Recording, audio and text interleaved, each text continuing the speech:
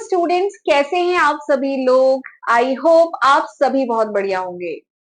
तो आज के इस वीडियो में हम बात करेंगे सीसीएस यूनिवर्सिटी, चौधरी चरण सिंह यूनिवर्सिटी मेरठ का जो बीबीए फिफ्थ सेमेस्टर है, उसके करिकुलम के बारे में मैं आज आपको डिटेल में बताऊंगी। ठीक है, बीबीए फिफ्थ सेमेस्टर में आपको कितने पेपर पढ़ने हैं, कौन कौन से पेपर पढ़ने हैं, उनका एग्जाम एमसीक्यू बेस्ड होगा कि सब्जेक्टिव होगा, ठीक है, प्लस उसका सिलेबस क्या है, मार्किंग स्कीम क्या होगी, ये सब मैं आज की वीडियो में डिटेल में आपको बताऊंगी।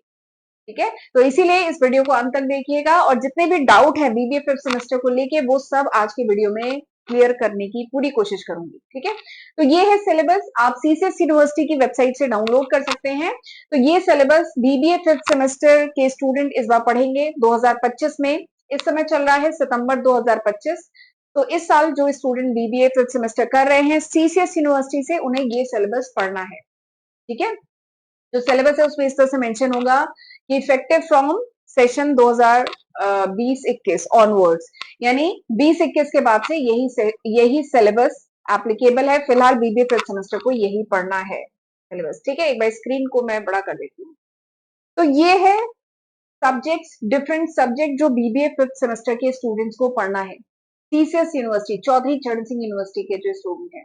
ठीक है, अब ये जो सब्जेक्ट्स हैं, total 7 subject BBA fifth semester में आपको पढ़ना है, जिसमें मैं इसको डिवाइड करूंगी 4+2+1 ऐसे करके डिवाइड करेंगे। टोटल 7 सब्जेक्ट्स आपको पढ़ना है। मैं इसे 4+2+1 ऐसे इसलिए लिख रही हूँ क्योंकि जो 4 सब्जेक्ट्स हैं बीबीए 501, 2, 3, 4, ये जो 4 सब्जेक्ट है ना, ये एमसीक्यू बेस्ड एग्जाम होंगे। और ये जो 4 सब्जेक्ट है मैं मार्क करूंगी, बहुत इंपॉर्टेंट सब्जेक्ट्स हैं। इवन बहुत ही बढ़िया सीसीएस यूनिवर्सिटी ने करिकुलम डिजाइन किया है, क्योंकि देखिए ये आपके ग्रेजुएशन का आखिरी साल है। इसके बाद आप लोग बहुत सारे कॉम्पिटेटिव एग्जाम फेस करेंगे। ठीक है, चाहे प्राइवेट जॉब करेंगे, चाहे गवर्नमेंट के अगर जॉब के लिए एग्जाम देंगे, तो बहुत सारे आपको कॉम्पिटेटिव एग्जाम देने होंगे, एंड जहां पर यही सब आएगा, एप्टीट्यूड, रीजनिंग, बेसिक इंग्लिश, ठीक है, यही सब पूछा जाएगा। तो इसीलिए ग्रेजुएशन के आखिरी साल में ये सब्जेक्ट्स रखे गए। ठीक है, तो ये जो 4 सब्जेक्ट है ये एमसीक्यू बेस्ड एग्जाम होगा, यानी ऑब्जेक्टिव क्वेश्चंस आएंगे इसमें। बाकी जो 505 और 506 है ये सब्जेक्टिव एग्जाम होगा। ठीक है, तो इसीलिए मैं 4+2+1 करके लिख रही हूँ। ठीक, ये जो 4 है ये है पहला अर्थमेटिकल। एक बार स्क्रीन क्लियर कर देती हूँ। ये जो 4 है, एक सेकेंड,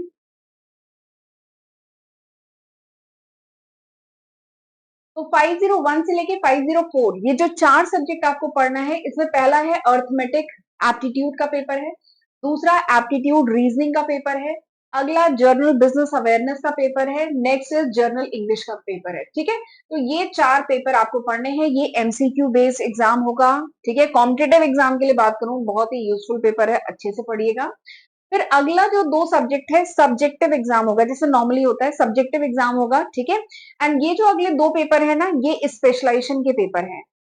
अगर आपने स्पेशलाइजेशन मार्केटिंग लिया है बीबीए में, आखिरी ईयर में आपको स्पेशलाइजेशन लेना होता है। 2 स्पेशलाइजेशन प्रोवाइड किए जा रहे हैं आपको यहाँ पे, मार्केटिंग एंड फाइनेंस। ठीक है, marketing and finance, M is for marketing, F is for finance. तो अगर आपने फाइनेंस लिया है तो आपको 2 पेपर फाइनेंस के पढ़ने होंगे। अगर आपने मार्केटिंग लिया है तो आपको 2 पेपर मार्केटिंग के पढ़ने होंगे। दोनों नहीं पढ़ना होगा, यहाँ पे ऑब्लिक लगा हुआ है। ठीक है, तो दोनों में से कोई एक पढ़ने होंगे। 2 पेपर आप यहाँ पे पढ़ेंगे, 2 पेपर आप 6 सेमेस्टर में पढ़ेंगे। ये मैं फिफ्थ सेमेस्टर डिस्कस कर रही हूँ। ठीक है, तो ये 2 स्पेशलाइजेशन के पेपर पढ़ेंगे। तो मैंने बताया था ना, इसका जो सिलेबस है 4+2+1 है। तो 4 तो एमसीक्यू बेस्ड एग्जाम होगा। ठीक है, मल्टीपल चॉइस क्वेश्चन आएंगे जो कॉम्पिटेटिव एग्जाम के लिए बहुत हेल्पफुल रहेगा। 2 जो सब्जेक्ट है ये आपके स्पेशलाइजेशन के होंगे, प्लस ये जो 1 है that is summer training project report based viva. ठीक है, अगला जो है बीबीए 507, ये समर ट्रेनिंग रिसर्च रिपोर्ट है। सेकेंड ईयर के बाद जो समर ब्रेक होता है उसमें आपको रिसर्च, मतलब समर ट्रेनिंग करनी होती है, किसी ऑर्गेनाइजेशन में, कंपनी में समर ट्रेनिंग करनी होती है, एंड वहां पे आपको एक टॉपिक मिलता है, आप खुद भी वो टॉपिक मतलब डिसाइड करते हैं। जिस भी गाइड के अंडर में आप कर रहे होते हैं तो उनके साथ मतलब कंसल्ट करके आप एक टॉपिक डिसाइड करते हैं जिसपे आप ट्रेनिंग करते हैं। ठीक है। एंड उसी पे आप रिसर्च रिपोर्ट की अपनी बनाते हैं, समर ट्रेनिंग प्रोजेक्ट रिपोर्ट बनाते हैं, उस पर वाइवा होता है एंड ये पूरा 100 नंबर का होता है। ठीक है, तो ये है आपका करिकुलम बीबीए 5th सेमेस्टर का। ठीक है, समझ में आ गया। 7 पेपर हैं, इसमें 4 पेपर आपके एमसीक्यू बेस्ड हैं, 2 सब्जेक्टिव पेपर है जो स्पेशलाइजेशन के हैं, प्लस एक समर ट्रेनिंग का है, समर ट्रेनिंग प्रोजेक्ट बनानी होगी। ठीक, हर पेपर आपका 100 नंबर का है, जैसा पिछले सेमेस्टर्स में हुआ है ना वैसे ही है। हर पेपर आपका 100 नंबर का है, 75 और 25 का बाइफर्केशन है। हर पेपर 100 नंबर का, 75 नंबर जो सेमेस्टर के एंड में थ्योरी एग्जाम होता है वहां से 75 नंबर, एंड जो 25 नंबर है ये आपके sessional, attendance, class presentation, assignment, इन सबको मिला के कॉलेज की तरफ से 25 में से नंबर दिए जाते हैं, तो ये होंगे 25।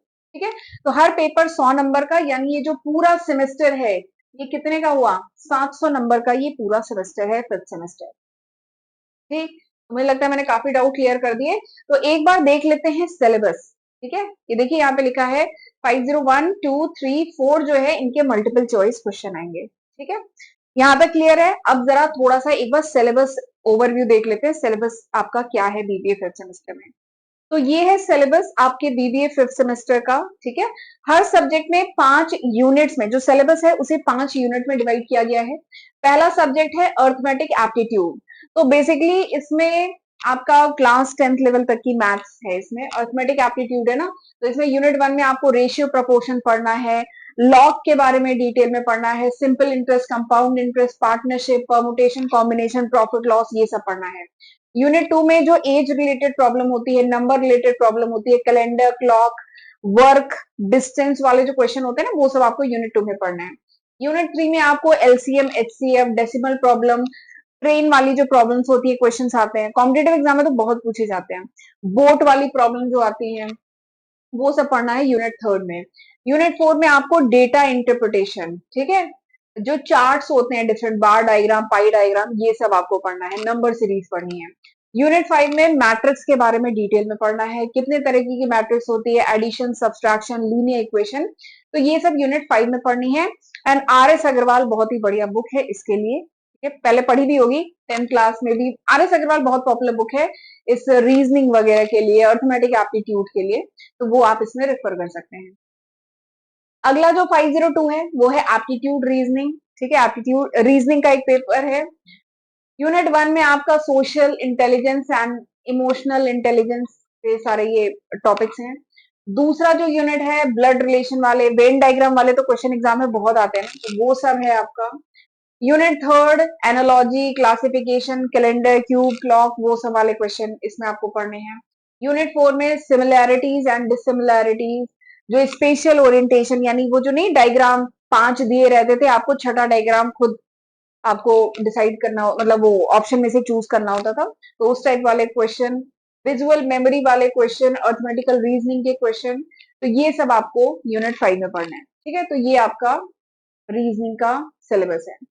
अगला जो जर्नल बिजनेस अवेयरनेस वाला जो है पेपर है, उसमें बिजनेस अवेयरनेस, ठीक है, क्या चल रहा है बिजनेस वर्ल्ड में उसके बारे में पढ़ना है। पहले इंटरनेशनल, यूनिट 1 में इंटरनेशनल ऑर्गेनाइजेशन है बहुत सारी, आईएमएफ है, डब्ल्यूएचओ है, ठीक है, आपका ये डब्ल्यूटीओ, सॉरी डब्ल्यूएचओ नहीं, डब्ल्यूटीओ है, आईएमएफ है, वर्ल्ड बैंक है, उसके बारे में, एशियन एंड सार्क के बारे में, डिफरेंट कंपनीज के चेयरपर्सन कौन है, सीईओ कौन है, ब्रांड क्या है, लोगो क्या है, ठीक है, टॉप मैनेजमेंट में कौन है, ये सब आपको पढ़ना है बिजनेस अवेयरनेस के बारे में। ठीक है, अगला यूनिट 2 आपको ज्योग्राफी के बारे में, देखिए वर्ल्ड की ज्योग्राफी भी समझना बहुत जरूरी है, वर्ल्ड की भी और इंडिया की भी ज्योग्राफी समझना बहुत जरूरी है, तो वो सब आपको पढ़ना है। हिस्ट्री पढ़ना है, डिफरेंट किंग्स जो रहे, उन्होंने कौन कौन से मंदिर, इंस्टीट्यूशन वगैरह बनाए, ये सब पढ़ना है। यूनिट 3 में आपको एवरीडे साइंस, यानी बहुत सारे साइंस के लॉज हैं, बहुत सारे एप्लीकेशन है जो हमारी डे टू डे लाइफ में भी होते हैं। ठीक है, तो ये सब आपको डिटेल में पढ़ना है। यूनिट 3 में करंट अफेयर, जर्नल नॉलेज पढ़नी है, ठीक है, डिफरेंट अवार्ड्स जो दिए गए ओलंपिक में और डिफरेंट साइंटिस्ट, नोबेल प्राइज, ये सब आपको पढ़ना है, इंपॉर्टेंट डेट्स पढ़नी है। काफी वाइड है सिलेबस इसका, बट कॉम्पिटेटिव एग्जाम में आता है जो आपके लिए काफी हेल्पफुल रहेगा। यूनिट 4 में इंडियन इकोनॉमी के बारे में डिटेल में, वर्ल्ड की इकोनॉमी के बारे में डिटेल में पढ़ना है।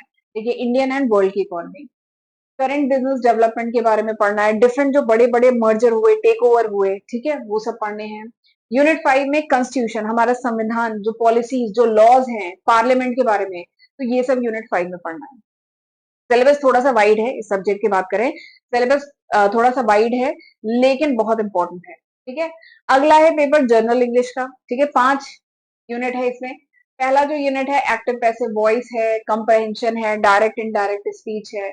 यूनिट 2 में editing, error spotting, fill in the blank, grammar, ये सब है। यूनिट 3 में multiple meaning, error spotting, one word substitution, वो सब है। यूनिट 4 में phrase substitution, reading comprehension, sentence correction है।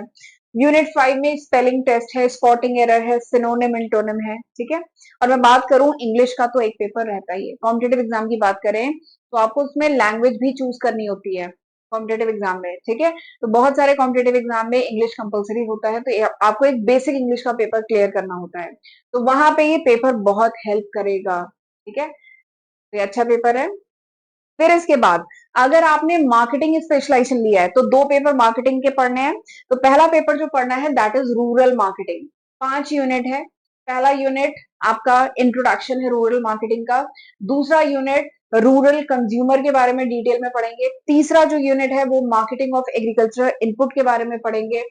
चौथा जो यूनिट है मार्केटिंग ऑफ एग्रीकल्चर प्रोड्यूसर्स के बारे में पढ़ेंगे। एंड अगला जो है 5वां यूनिट है वो रूरल मार्केटिंग की स्ट्रेटजीज के बारे में पढ़ेंगे। ठीक है, तो मार्केटिंग का अगर स्पेशलाइजेशन लिया तो पहला मार्केटिंग मैनेजमेंट क्या है, रूरल मार्केटिंग का पेपर आप पढ़ेंगे। दूसरा पेपर जो है मार्केटिंग अगर आपने लिया है तो वो है service marketing, M2 BBA M2 service marketing का पेपर पढ़ेंगे। ठीक है, देखिए एक तो है 4 पीस ऑफ मार्केटिंग। ठीक, सर्विसेज मार्केटिंग में क्या होता है 7 पीस ऑफ मार्केटिंग, तो वही आप डिटेल में पहले यूनिट में सर्विसेज मार्केटिंग का इंट्रोडक्शन पढ़ेंगे, जिसमें ये देखिए 7 पीस ऑफ मार्केटिंग आप डिटेल में पढ़ेंगे।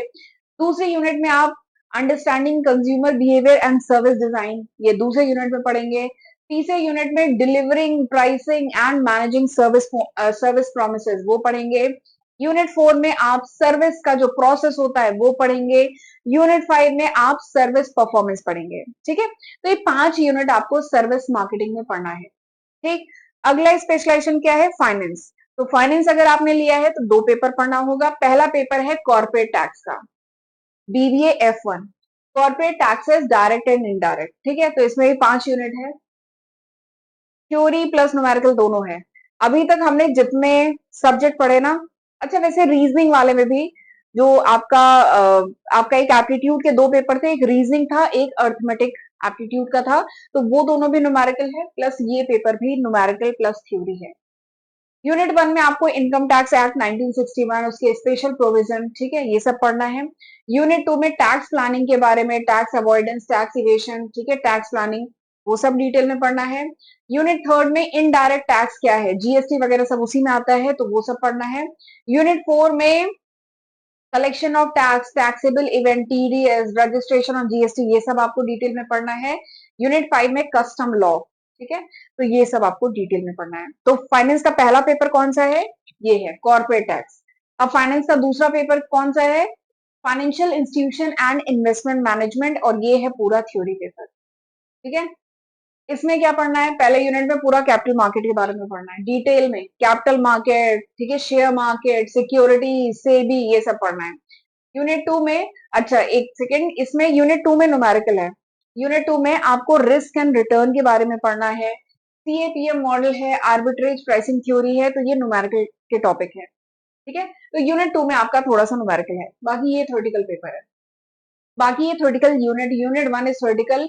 यूनिट 2 में आपको पोर्टफोलियो एनालिसिस एंड सिलेक्शन पढ़ना है।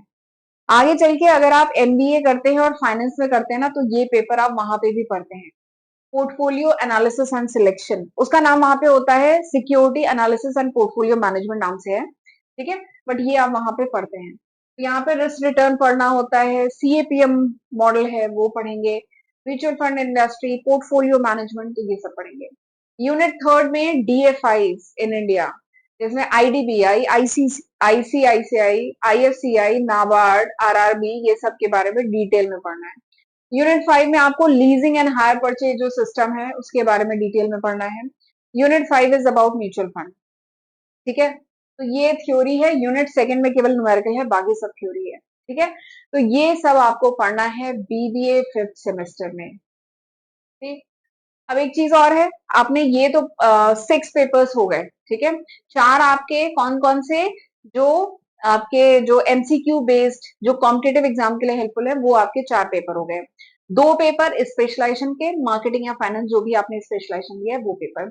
एक आपका समर ट्रेनिंग का प्रोजेक्ट है, ठीक है। तो जब सेकेंड ईयर के बाद थर्ड ईयर स्टार्ट होने से पहले जो बीच का जो ब्रेक होता है, उस समय आप करते हैं समर ट्रेनिंग, ठीक है। उस पर रिसर्च, उस पर प्रोजेक्ट रिपोर्ट बनाते हैं, ठीक है। और उस पे होता है वाइवा, 100 नंबर का वाइवा होता है सेमेस्टर के एंड में, ठीक है। एक्सटर्नल वाइवा होता है, बाकी कॉलेजेस में जब रिपोर्ट सबमिट करते हैं तो एक इंटरनल वाइवा भी पहले कराया जाता है, ठीक है। तो ये पूरा रहता है। तो ये था पूरा करिकुलम बीबीए फिफ्थ सेमेस्टर का। तो आई होप मैंने आपके जितने भी डाउट हैं बीबीए फिफ्थ सेमेस्टर को लेके वो क्लियर किए होंगे। अगर कुछ डाउट रह जाता है तो आप मुझसे कमेंट सेक्शन में पूछ सकते हैं, ठीक है। तो चलिए फिर आज का लेक्चर मैं यहीं पे वाइंड अप करती हूँ, मिलते हैं अगले वीडियो में, तब तक अपना ध्यान रखिएगा। God bless you.